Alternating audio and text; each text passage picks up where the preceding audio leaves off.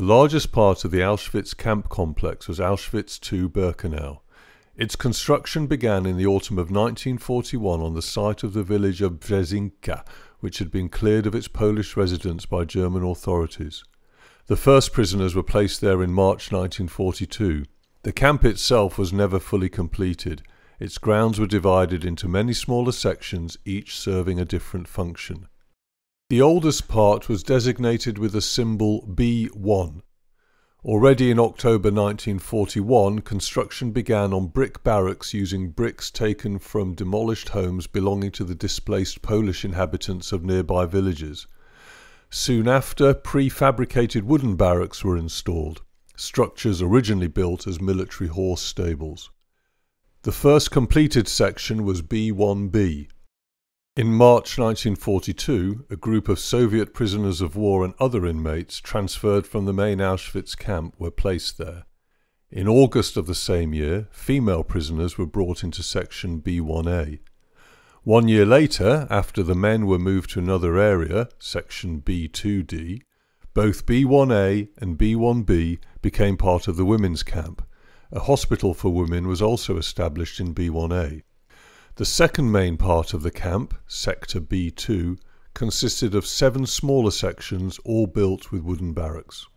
Section B2A became a men's quarantine camp, where prisoners were held for 3 to 4 weeks.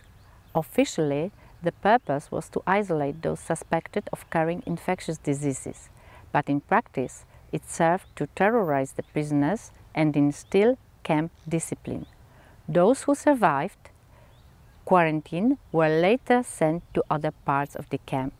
The population there fluctuated frequently.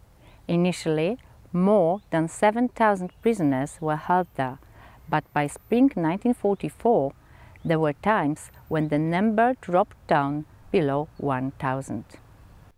Section B2B was set up as a camp for Jews deported from the Theresienstadt ghetto. The likely intention of the SS was to obscure the fate of those transported from there. Jews were placed in the camp along with their families, though men and women with children were separated into different barracks. Altogether, the Germans imprisoned nearly 18,000 people in this section. In July 1944, the camp was liquidated. More than 7,000 of its inhabitants were murdered in the gas chambers. Section B2C, from the beginning in May 1944, served as a transit camp for Jewish women from Hungary. These women were not registered, but instead waited there for further transport to camps in the Reich. According to survivor accounts, living and sanitary conditions in these transit camps were catastrophic, even by the standards of Birkenau.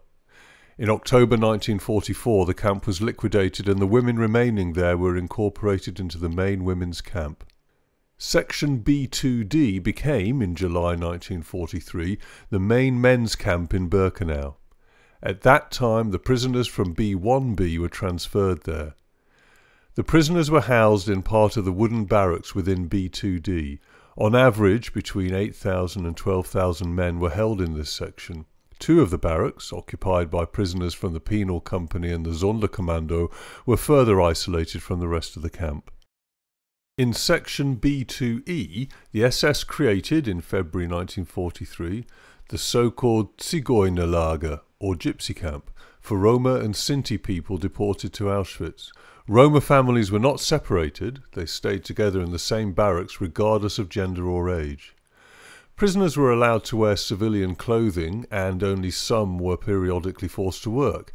However, given the starvation level, food rations, catastrophic living conditions, and outbreaks of infectious diseases, the mortality rate in the so-called gypsy camp was extremely high.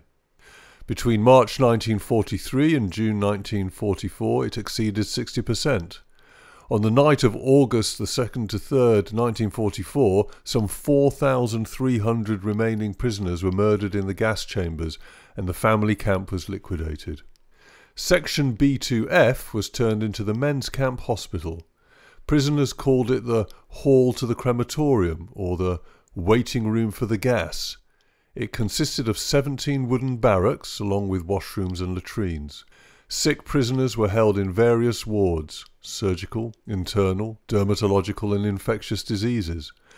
The most feared was Block 12, where those deemed unlikely to recover were housed, and where SS doctors conducted systematic selections among Jewish prisoners, sending them to the gas chambers. Directly behind the hospital was Section B2G. It was a storage area located near the Central Disinfection Building, as well as Gas Chamber and Crematorium 4. This area was used to store and sort the belongings looted from Jews, victims of the extermination process. The Central Disinfection Building, the so-called main sauna, opened in December 1943, was used not only for disinfecting stolen clothing, but also for processing newly arrived prisoners. Their personal belongings were confiscated, their heads were shaved, they were assigned and tattooed with identification numbers and issued striped uniforms. The final part of the camp was Section B3, which prisoners referred to as Mexico. Construction began there in 1943, but the section was never completed. Like B2C, it was used to hold Jewish women awaiting further transport. In early October 1944, the B3 camp was dissolved and the remaining women were transferred to the main women's camp.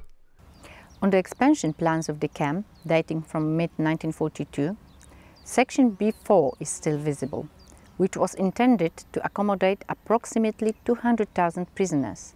However, work on its construction never began. In the autumn of 1944, as the camp was being evacuated, wooden barracks were dismantled and then transported to other camps within the Third Reich.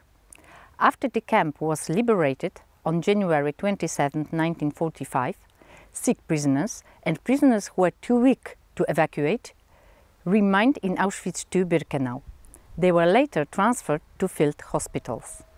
For several months afterward, the site of the former camp remained under Soviet control.